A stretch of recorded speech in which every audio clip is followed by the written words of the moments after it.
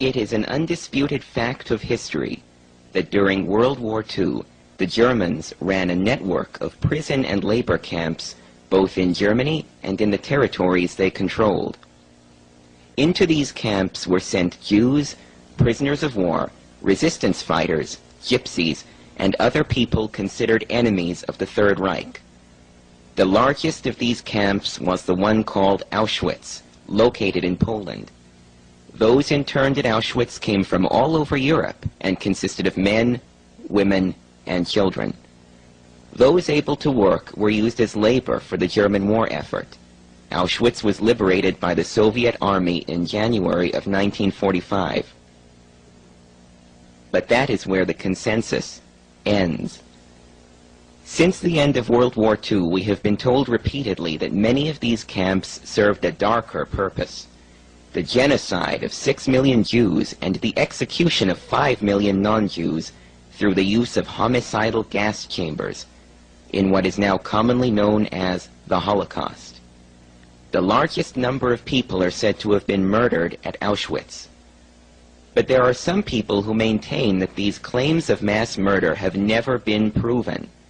These people point to the lack of documentation other than the highly questionable and already partially discredited evidence supplied by the Soviet Union at the Nuremberg trial, and the unreliable nature of the eyewitness testimonies, many of which have also been discredited.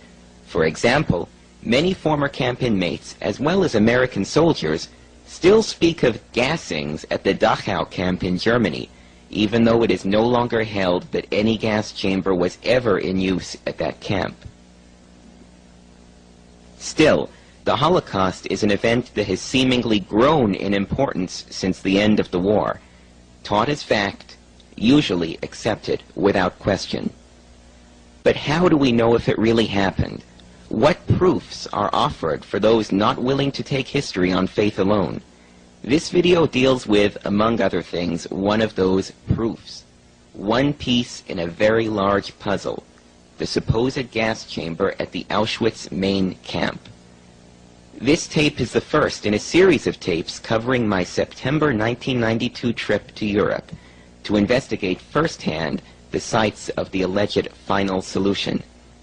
It is by no means intended to be the last word on the Holocaust controversy, but just the opposite. I hope this tape can begin an open debate that's long overdue.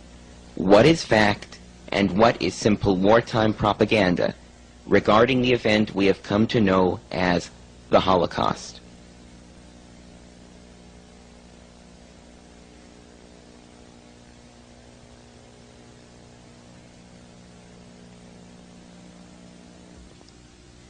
This is the Auschwitz main camp, or Stammlager. There are three parts to what is known as Auschwitz. There is Auschwitz I, the main camp, a well-built compound which existed before World War II as a military barracks, and was slightly modified by the Germans when they took it over. Then there's Auschwitz II, also known as Auschwitz-Birkenau, which was constructed during the war as an expansion of the main camp.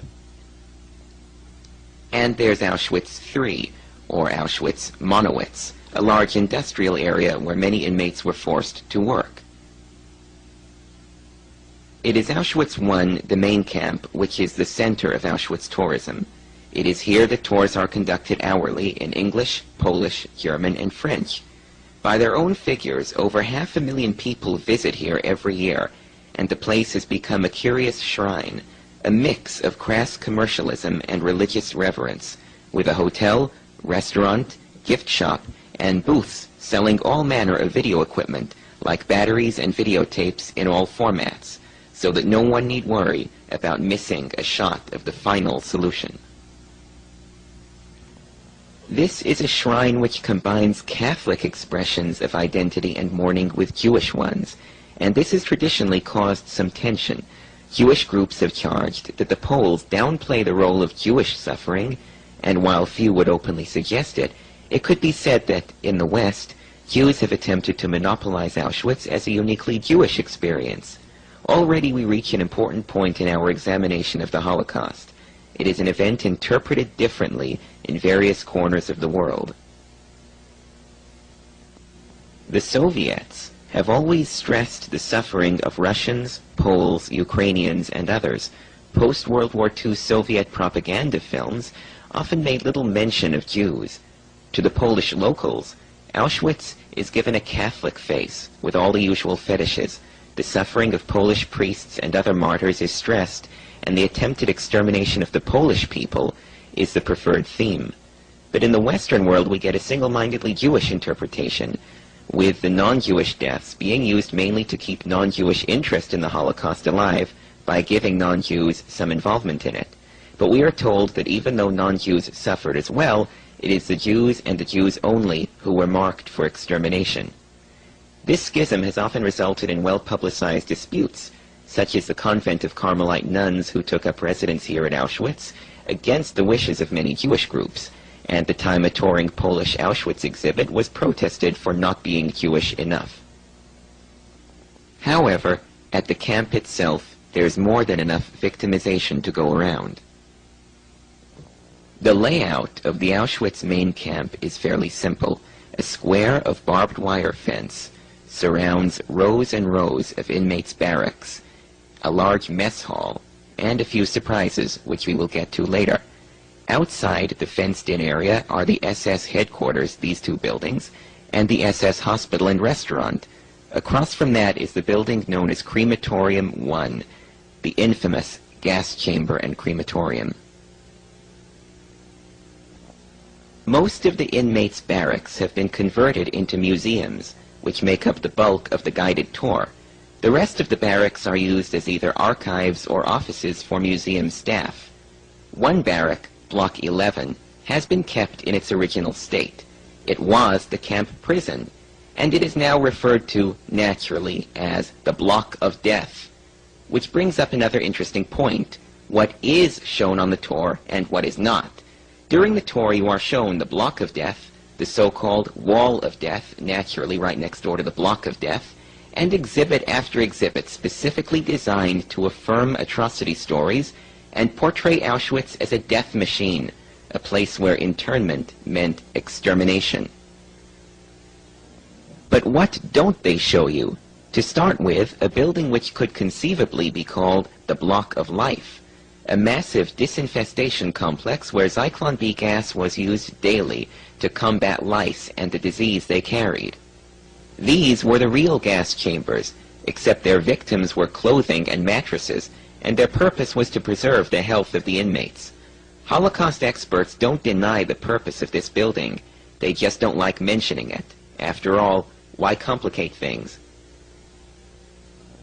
Also forgotten is the Auschwitz Camp Theater, the current home of the aforementioned convent of nuns. The last pictures taken inside this building showed pianos and costumes and a stage where the inmates used to put on productions.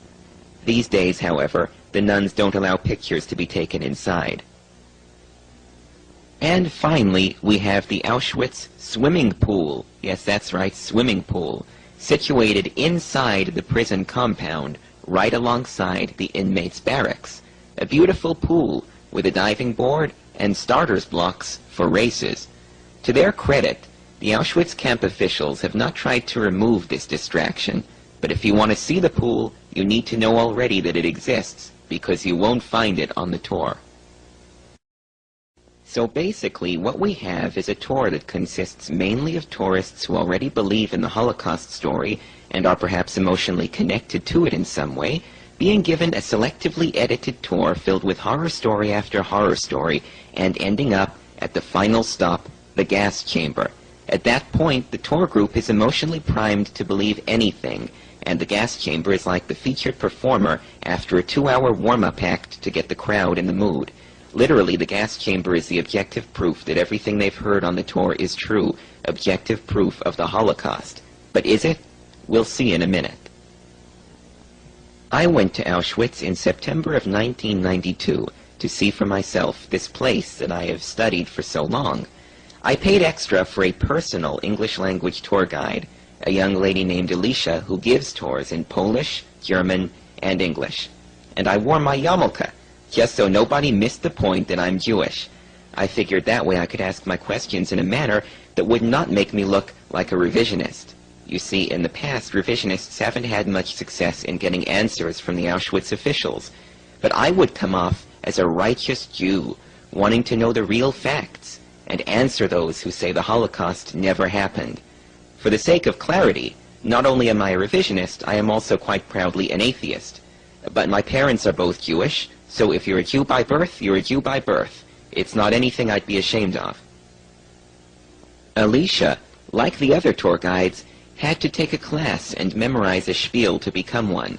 This is an important point because I'm hoping to show that the people who run Auschwitz, like Dr. Franciszek Pieper and the tour guide supervisor you'll meet shortly, teach their tour guides to say things they know aren't true. But this shouldn't reflect badly on Alicia. She only repeats what she's been told, and I'm sure she never had to put up with a tourist like me before. I have over 4 hours of footage of me taking the tour, asking one obnoxious question after another.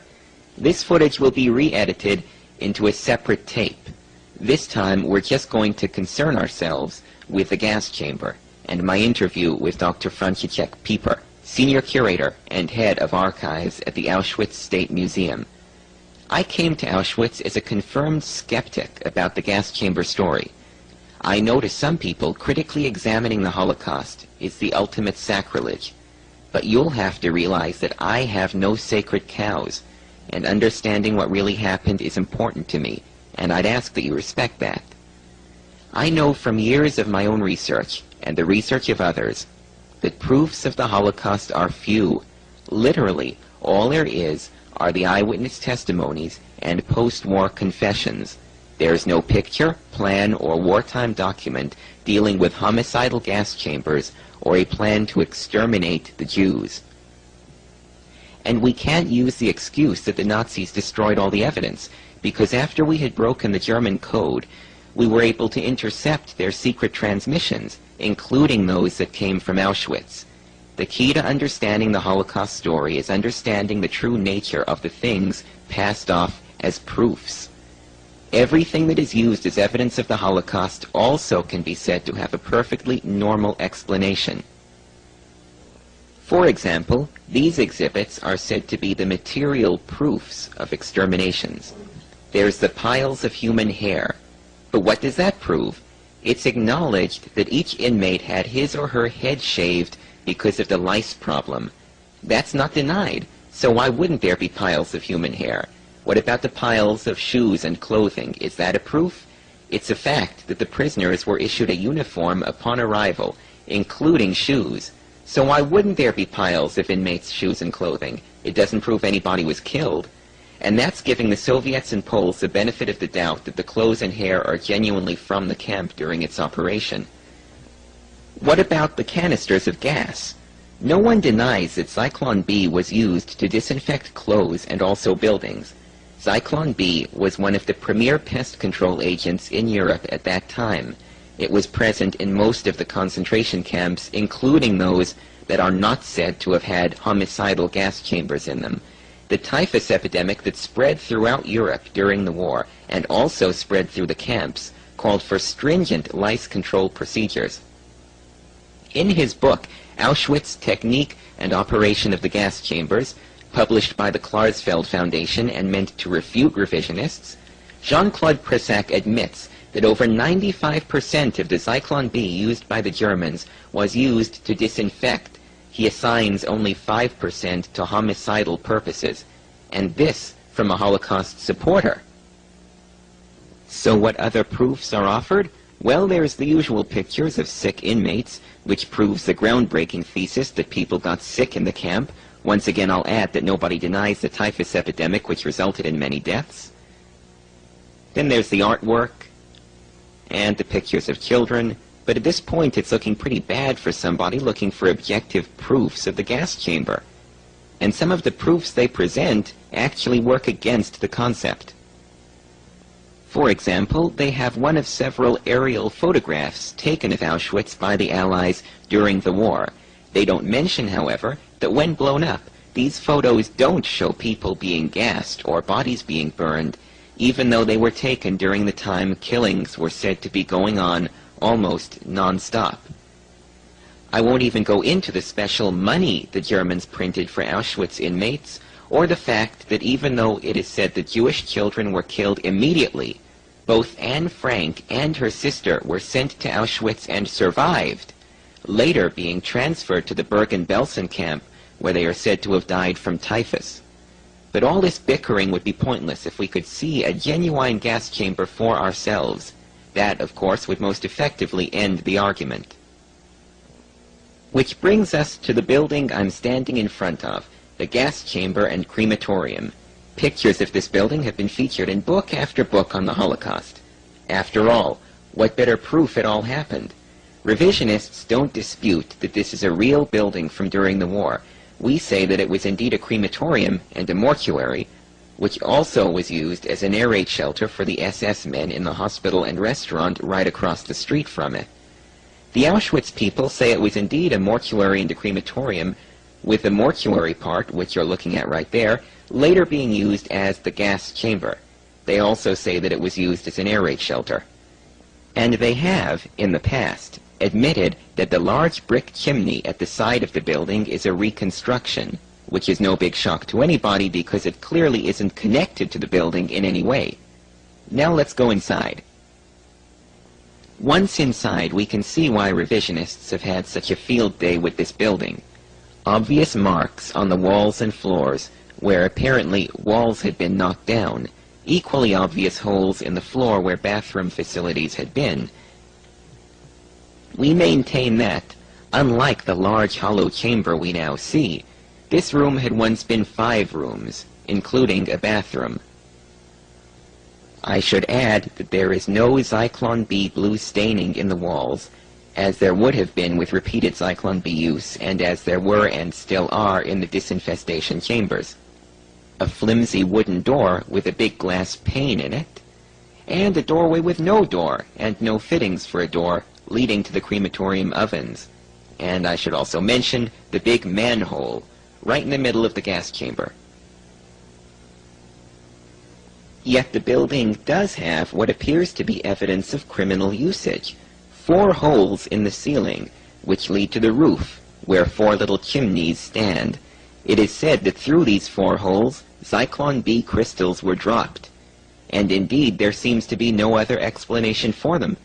Do these holes prove homicidal gassings? Revisionists have claimed in the past that these holes were added after the camp's liberation, and that the inside walls were knocked down and the bathroom facilities removed to make the room look like a big gas chamber. As Alicia and I approach the building, we pass the gallows where the commandant of Auschwitz, Rudolf Höss, was hanged by the Soviets in 1947, executed directly in front of the evidence of his crime. Here, in front of the gas chamber, I ask Alicia about the authenticity of that building. Now let's start again talking about this building here. This crematorium gas chamber. But this is a reconstruction. It is in original state. Original state. Now there, Alicia has very clearly represented the gas chamber as being in its original state. Once inside, I asked her specifically about the 4 holes in the ceiling. Are those the original holes in the ceiling? It is in original part. Original. It is original. Original through this chimney was dropped Zyklon B. I then asked Alicia if any walls had ever been knocked down in the room exhibited as the gas chamber. So this part was all the gas chamber. Mm-hmm. Were there walls here at one time? But here it was only one room. Only one room. That here I know here. When here I show picture of gas chamber, it was only one room here. So were there ever walls here? No. Let's pause here to recap the gas chamber according to our tour guide. She states that the room is in its original state, that the ceiling holes are original, and that no walls were knocked down. Unsatisfied with her answers, I continued to badger poor Alicia about the real history of this room, feeling somewhat exasperated at the fact that nothing she could say would shut me up. Alicia went to get a woman who was introduced to me as the supervisor of tour guides for the Auschwitz State Museum. When I saw this woman approach, I figured I was either going to get a straight answer or kicked out of the camp.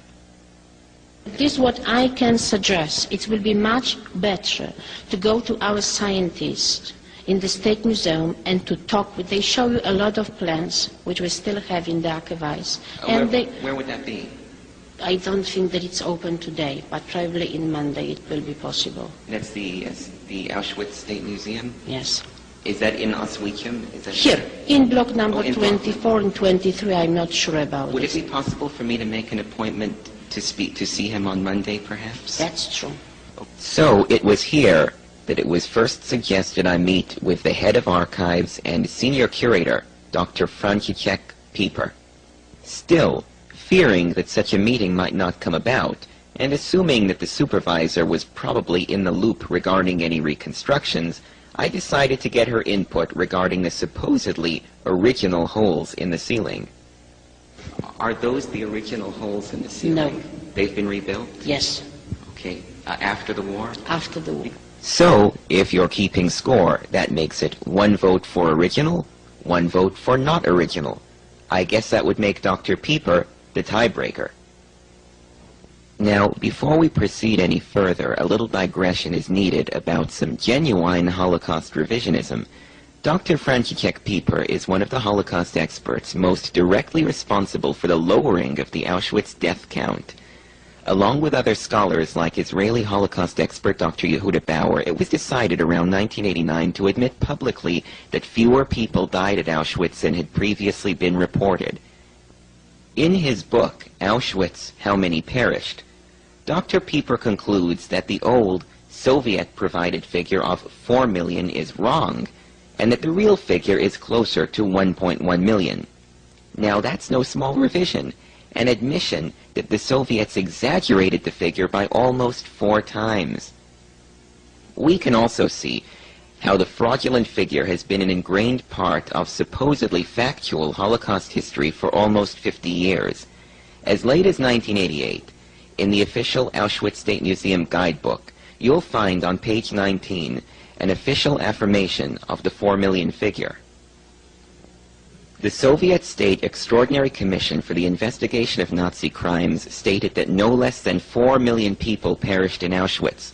The Supreme National Tribunal in Poland stated that about 4 million persons perished in Auschwitz. According to the International Military Tribunal in Nuremberg, more than 4 million persons perished in Auschwitz. And these figures are based upon the evidence of hundreds of surviving prisoners and upon the opinion of experts. Well, this shows that not only was fraudulent Soviet evidence admitted as fact at Nuremberg, but also that survivors and experts can be wrong. And, if it matters, many Holocaust revisionists believe that the actual total of dead at Auschwitz is even less than 1.1 million.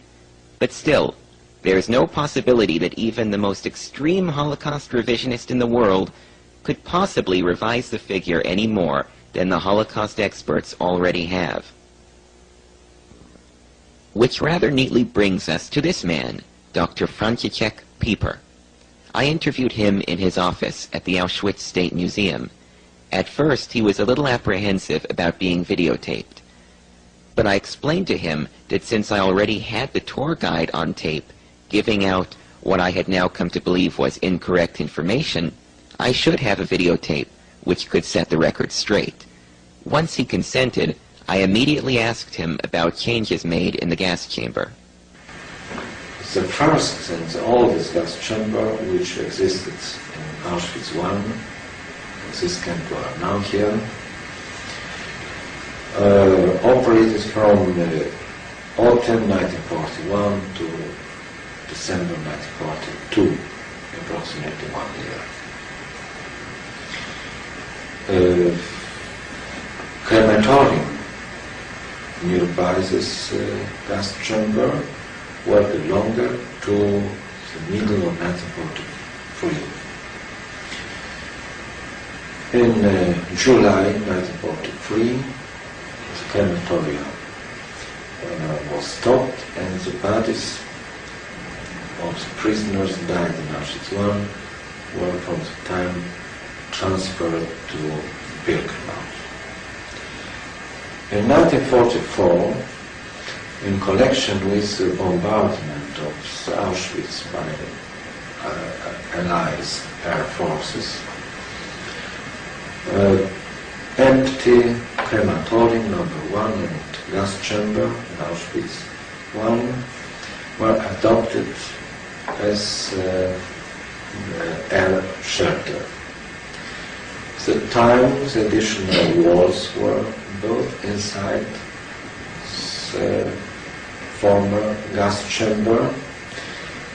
The additional entrance was made from the east side of the gas chamber, and the openings in the ceiling, the gas siphon B was discharged inside, were at that time liquidated. So, after the liberation of the camp, the former gas chamber presented the view of air shelter.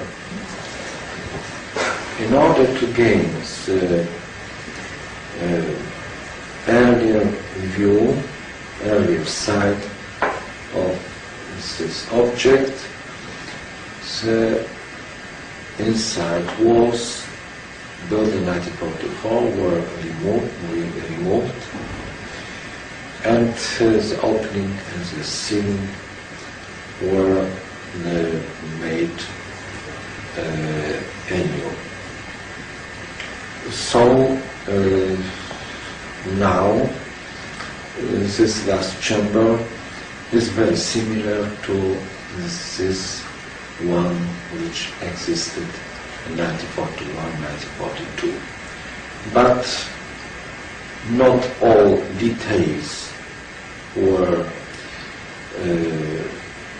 made there, so there is no gas-tight doors, for instance, additional entrance from the east side, arrested as it was made in 1944. Such changes were made here after the war in order to gain the view of this object. Were the holes in the ceiling put in the same way that they were? Yes, in the same place, because the traces were visible on the ceiling. Here, I think we should recap what Dr. Pieper has told us. According to him, the room was a gas chamber, but was later turned into an air raid shelter, at which time dividing walls were built, the holes in the ceiling were removed, and a new door was added on one side of the gas chamber. However, after the camp's liberation, the dividing walls were knocked down, the holes were put in the ceiling, however, the new door was not removed. I think here there are three main points that have to be made. The first of these is that we are looking at a clear deception. As I have shown, the gas chamber is shown off to tourists as being in its original state, even though the museum officials know better. Dr. Pieper appears to be very nonchalant about the fact that changes were made after the war. But if it isn't such a big deal, then why hide it from the tourists? And that's not all. In May of 1992, British historian David Irving was fined by a German court for telling a meeting in Munich exactly what you've just heard Dr. Pieper tell you. In fact, Pieper was even called as a defense witness, but the judge wouldn't allow him to testify, even though it might have cleared Irving. Once again, I'll say, if this is not such a big deal, why fine somebody for saying it? Our next point is, the gas chamber is no longer valid as proof in its present state. It is not a proof of homicidal gassings unless it can be shown that, at some time during the war, this building had 4 holes in the ceiling and no dividing walls, during the time the Germans were operating the camp. Which brings us to our final point. The reconstruction itself. With the information we now have, we can say that there are two different views of the gas chamber reconstruction. The first one, the official view, holds that the Soviets and Poles created a gas chamber in an air raid shelter that had been a gas chamber. The revisionist view holds that the Soviets and Poles created a gas chamber in an air raid shelter that had been an air raid shelter. So how do we know which one is correct? Well, obviously the burden of proof is on those who say that there was a gas chamber at one time in that building. Do they have any evidence at all to support that claim? In my tenure as a Holocaust revisionist, I'm sure if there was any, I'd have seen it. I can also add that those questionable 4 holes in the roof of the building are not detectable in any of the aerial photograph blow-ups that I've seen. To get to the truth of this matter, there are some other pertinent questions that can be asked. If there was at one time a functioning gas chamber in this building, why was its operation halted, especially if the Nazis were running Auschwitz as an extermination center? Well, Dr. Pieper has an answer for that one too. In an essay published in the Polish book Auschwitz, Pieper writes that exterminations were moved to new gas chambers in the Auschwitz-Birkenau complex because it had become too difficult to keep the gas chamber at the Auschwitz main camp a secret from the inmates. This has apparently become part of official Auschwitz lore because it's something that Alicia repeated to me on the tour. In spite of, this crematorium was next to blocks where the prisoners lived. That's why extermination was moved to Birkenau. That's why 4 crematoriums with gas chambers were built in Birkenau. Now, let's be perfectly clear about this. They say that exterminations were moved to Birkenau because the gas chamber at the main camp was too close to the inmates and therefore they could know what was going on. But is this even remotely accurate? Let's refer back to our map of the main camp. Now here's the gas chamber right there, and there's the rows of inmates' barracks. As you can see, the gas chamber is well outside of the prison compound and is hidden from view by the 3 SS buildings, which effectively hide it from the inmates' sight. Plus, we're told that arrivals who were going to be gassed would be taken in through here, thus avoiding any and all contact with the other inmates.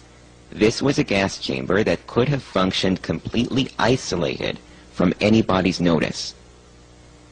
Now this is Auschwitz-Birkenau in an Allied aerial photo from September 1944.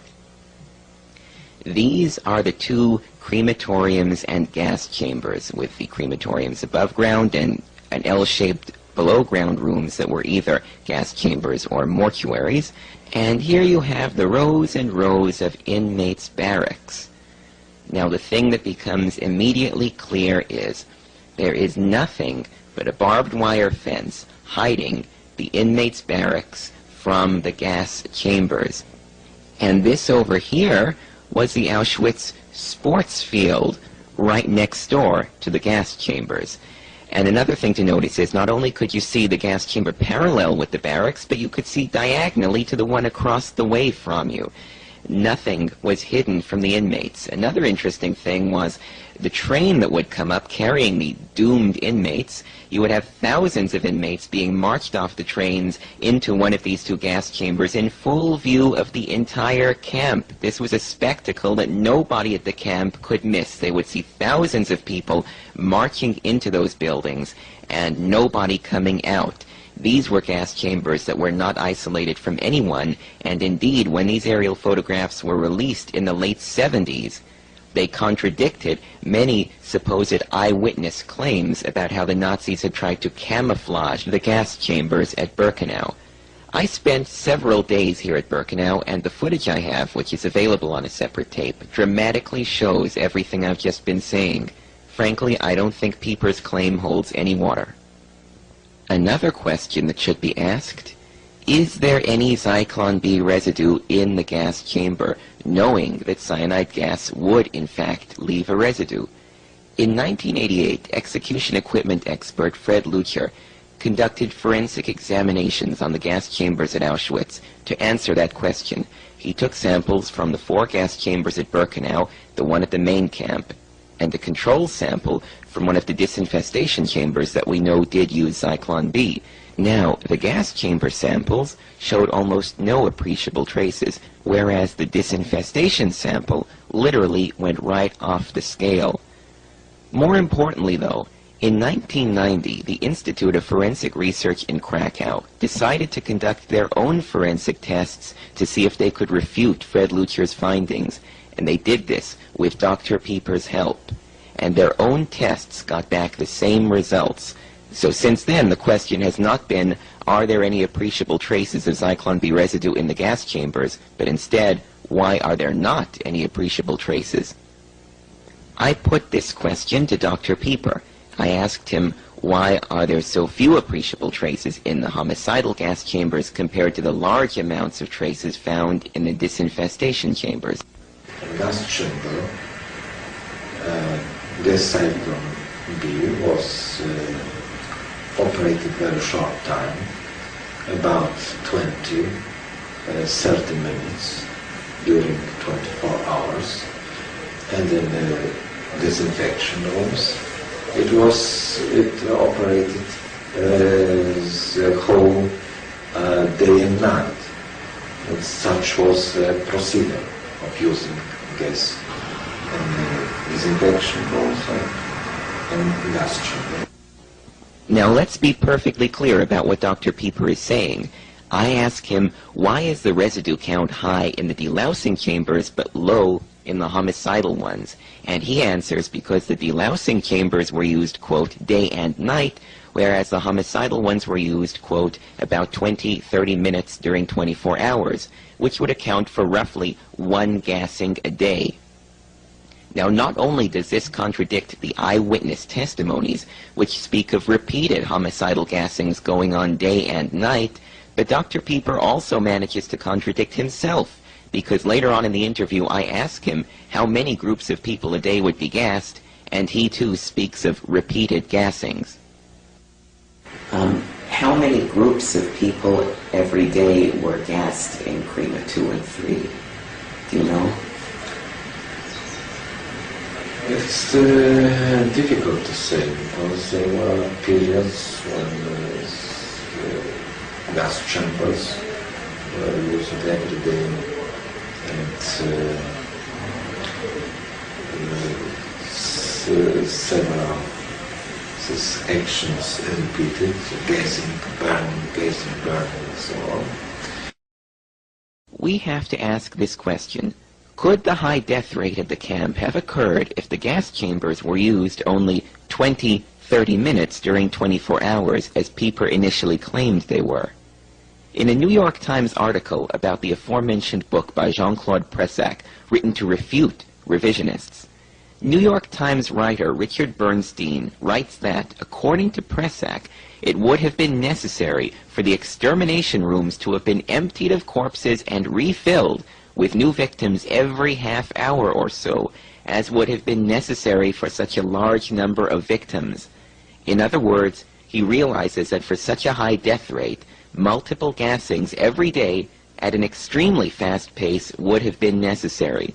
So what we have here is a contradiction.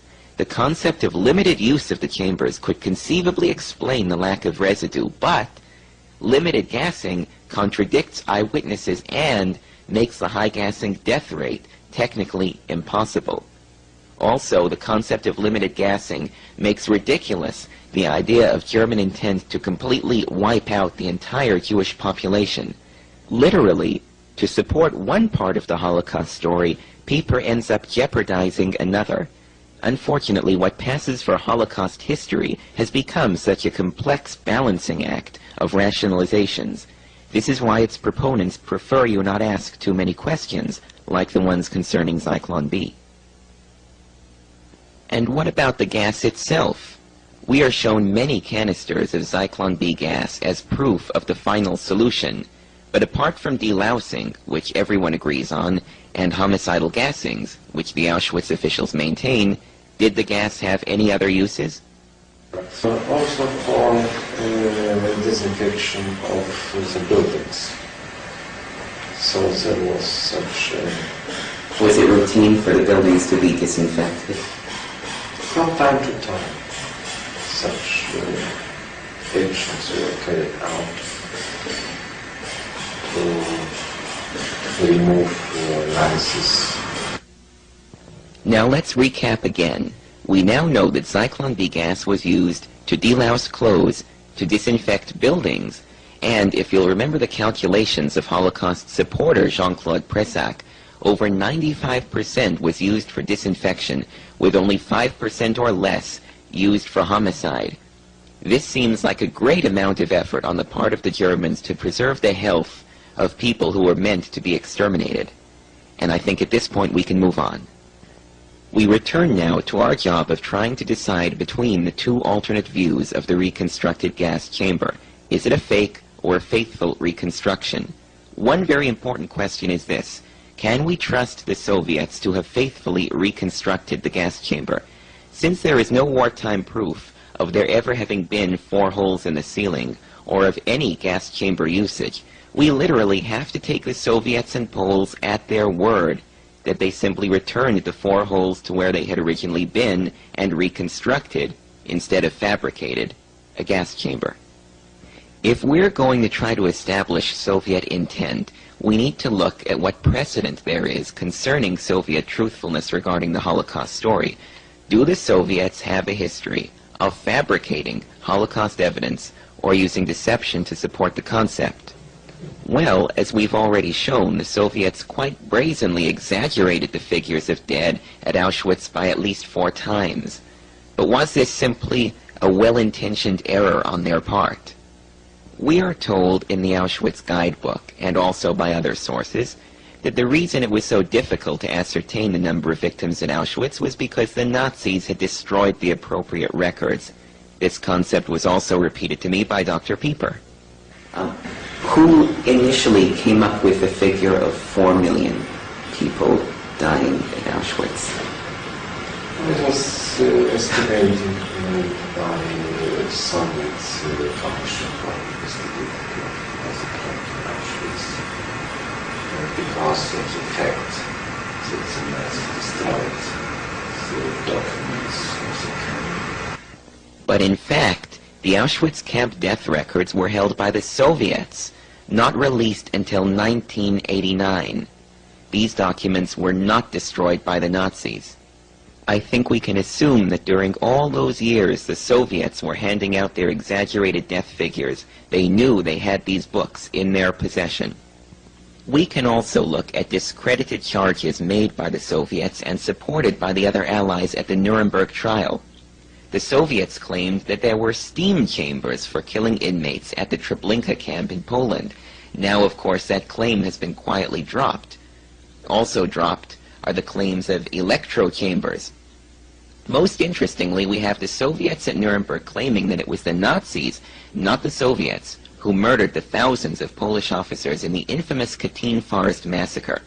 These days, of course, the Soviets have admitted that they are the ones responsible, and most legitimate historians knew this all along.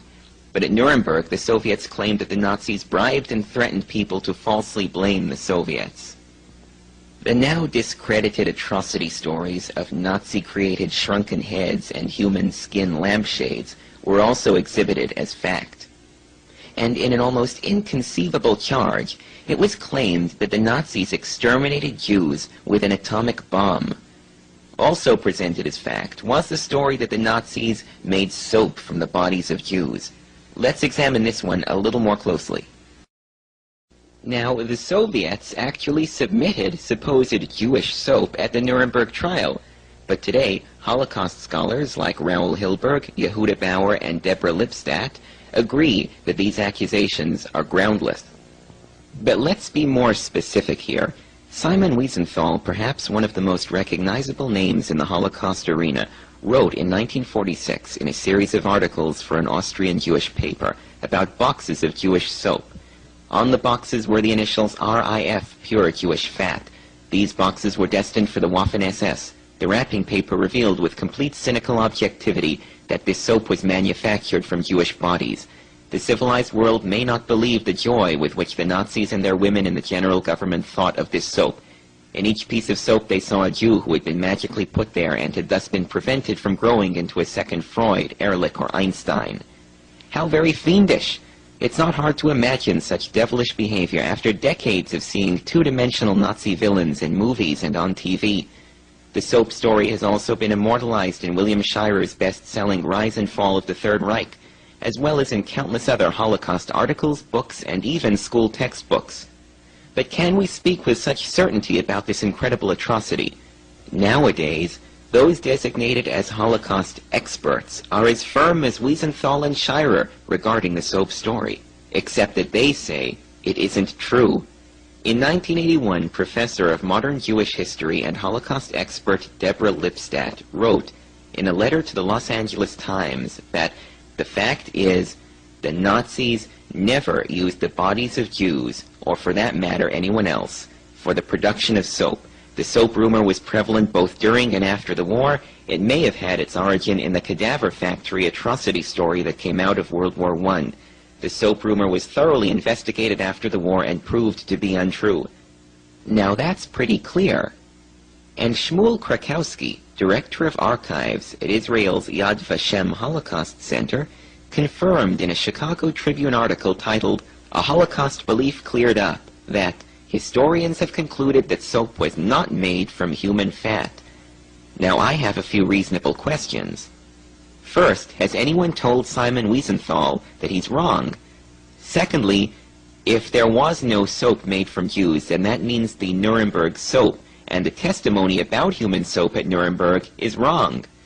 Third, Deborah Lipstadt speaks of a thorough investigation of the soap story, and Shmuel Krakowski speaks of historians having concluded that the soap story is wrong.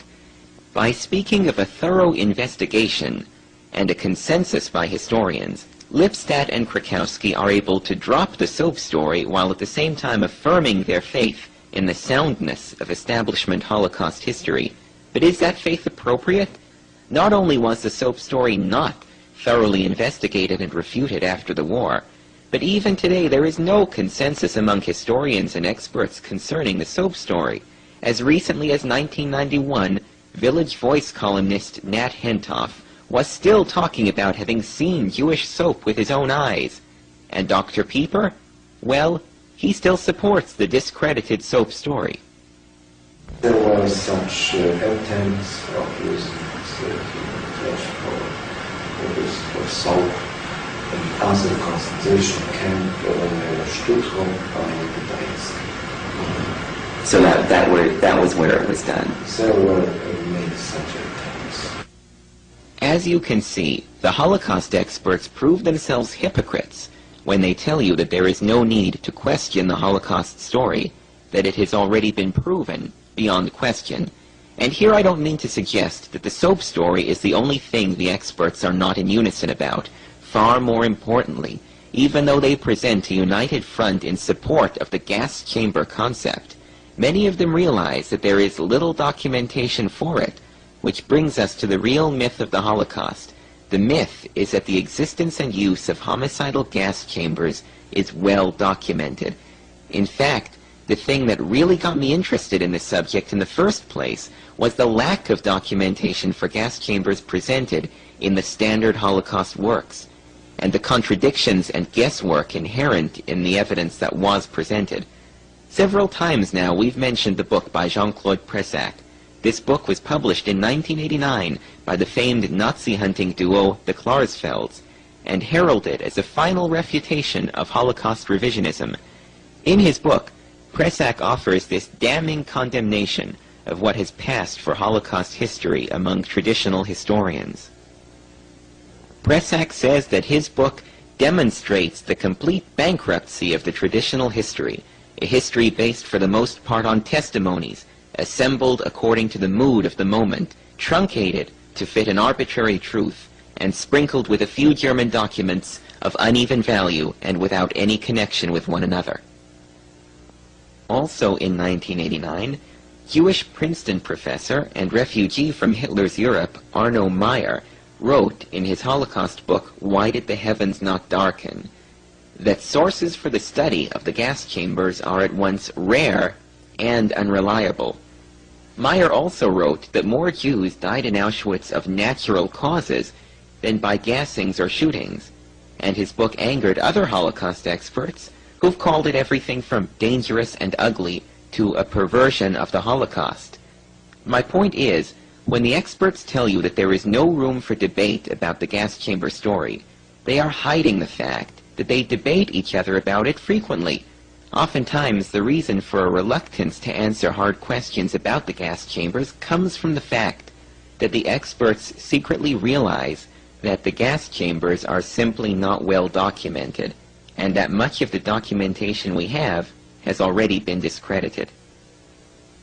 Indeed, the specter of fraudulent Holocaust evidence from the Soviets has reared its head in more current events, like the prosecution of Ukrainian-American John Demyanyuk, whose incredibly flawed war crimes conviction was based, in part, on faulty Soviet evidence. And speaking of fraudulent evidence, some Holocaust experts seem to have difficulty explaining the difference between what's fraudulent and what's real. We return briefly to Jean-Claude Pressac's book on Auschwitz, a book meant to refute revisionists.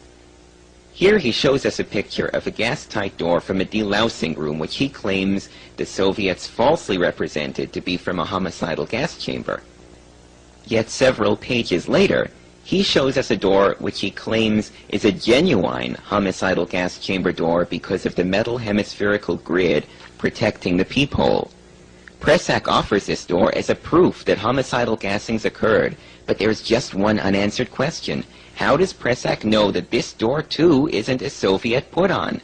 If we admit that the Soviets went around misrepresenting and reconstructing things, how can we tell a difference between what's real and what's not? In the case of that supposedly genuine door with the metal grid over the peephole, I asked Dr. Pieper if I could see it for myself. In Pressac's book, he has a picture of a gas-tight door with a metal grid around the peephole. Is that still around any place? Does that still exist? It is in one of the room of crematorium. Crematorium 1? Yes, in crematorium. Is it possible for me to see that? You may go to the director and the auditor. It is visible through a window? Through the window. I'd very much like to see that. Well, guess what? After the interview, we went to the director's office, got the keys, and explored every room in Crematorium 1, and no homicidal gas chamber door with a metal grid over the peephole. No one knew where it went. I guess it simply vanished, like magic. So, in answer to our question about precedent regarding Soviet trustworthiness, I think we've established that we can't really accept anything on faith, because evidence certified as real one year might be considered fake the next. Evidence you are told is genuine can, in fact, be a so-called reconstruction. And if the Holocaust experts themselves can't agree on what's real and what's not, then surely they prove themselves hypocrites when they insist that homicidal gassings cannot be questioned. With all this talk about Soviet deception, I think it's necessary to put this matter in its proper historical perspective. You see, we live in a time now when the old Soviet Union has fallen apart, and it's now okay for both liberals and conservatives, as well as everybody else, to speak ill of the dear departed communist state. But it was not always that way. During World War II, the Soviets were more than just a military ally. Their anti-Nazi propaganda was readily accepted by the other allies because it served all of their purposes. It has to be understood that Russia's communists and Germany's fascists had had a long-running propaganda battle, both before the Hitler-Stalin non-aggression pact and, of course, after, with the outbreak of war. Both Stalin and Hitler were men capable of, and quite adept at, propaganda. Yet the vestiges of our acceptance of Soviet propaganda still linger to this day. For example, when we see an anti-communist German poster, we most likely immediately dismiss it as paranoid Nazi anti-communist propaganda. Yet are we so conditioned to dismiss a similar Soviet work as paranoid anti-fascist propaganda? The point is that we have a hard time realizing that Stalin's anti-German propaganda was just as virulent as Hitler's anti-Soviet propaganda, and that, as the victors, the Soviets got to commit their propaganda to the history books as fact. But all charges and countercharges made during World War II must be re-examined with the 20/20 hindsight we now have, the knowledge of Stalin's despotism, and the KGB's history of misinformation and deception. And this re-examination must include the charges of genocide made against the Nazis, especially considering that for Auschwitz, as well as the other camps in Poland, Majdanek, Belzec, Chełmno, Treblinka, and Sobibor, we've had to rely on the Soviets for most of our information. And if the Soviets exaggerated the number of dead at Auschwitz, who's to say they didn't also do it at the other camps? Why would they exaggerate Auschwitz by 4 times and then be brutally honest about Treblinka? However, lest I appear to be unfair, it should be added that our own army and propaganda department did not sit idly by and let the Soviets have all the atrocity propaganda fun. After the war, it was claimed at the Dachau camp that people were gassed. In fact, the army produced several propaganda films supporting that notion. Hanging in orderly rows were the clothes of prisoners who had been suffocated in a lethal gas chamber. They had been persuaded to remove their clothing under the pretext of taking a shower, for which towels and soap were provided. Yet now it is no longer claimed that anyone ever died in a Dachau gas chamber. This is a clear case of wartime propaganda. It should also be added, in fairness, that it was the British who obtained, by torture, the confession of Rudolf Höss, commandant of Auschwitz, before turning him over to the Soviets and Poles. This has been confirmed in a book published in 1983 titled Legions of Death, which contains the recollections of British Sergeant Bernard Clark, who brags about having tortured Höss to get a confession out of him and of threatening his family. Which brings us back to Auschwitz. It was here, behind the building we've talked so much about, the supposed gas chamber, that Höss was hanged for running an extermination camp. But can we say now that that was a just sentence, with the main evidence being a confession obtained by torture and a reconstructed air raid shelter? Perhaps you will answer that the sentence was still a just one, since Höss did run an internment camp where people did indeed die in high numbers from disease and malnutrition. Yet if you consider internment of citizens based on their race a crime worthy of hanging, then what should have been done with the American soldiers who ran our internment camps in the United States for Japanese Americans? And if you consider running a camp with such a high loss of life a crime punishable by death, what should have been done with General Eisenhower and his soldiers, who ran post-World War II prison camps where anywhere from several 100,000 to over 1 million Germans died from disease and malnutrition, camps that prompted Lieutenant Ernest Fisher of the 101st Airborne Division and former senior historian of the United States Army to remark in the recent book Other Losses that starting in April 1945, the United States Army and the French Army casually annihilated about 1 million men, most of them in American camps. Eisenhower's hatred, passed through the lens of a compliant military bureaucracy, produced the horror of death camps unequaled by anything in American military history, an enormous war crime. Clearly, the only thing that separates Auschwitz from what the Allies did is the concept of exterminations, of genocide, of homicidal gas chambers. If you remove the exterminations from the Auschwitz equation, you are left with a tragedy, yes, but not a unique tragedy. A war crime that was duplicated by the Allies during World War II. So our question regarding the authenticity of the Auschwitz main camp gas chamber takes on an added importance. Was it a real gas chamber, or a simple air raid shelter redone to look like one? And if we haven't reached a definite answer to that question in this short video, at least, hopefully, I've shown that it is a legitimate question to ask. And although there might not be any easy answers, one thing is for certain: this issue is far from over.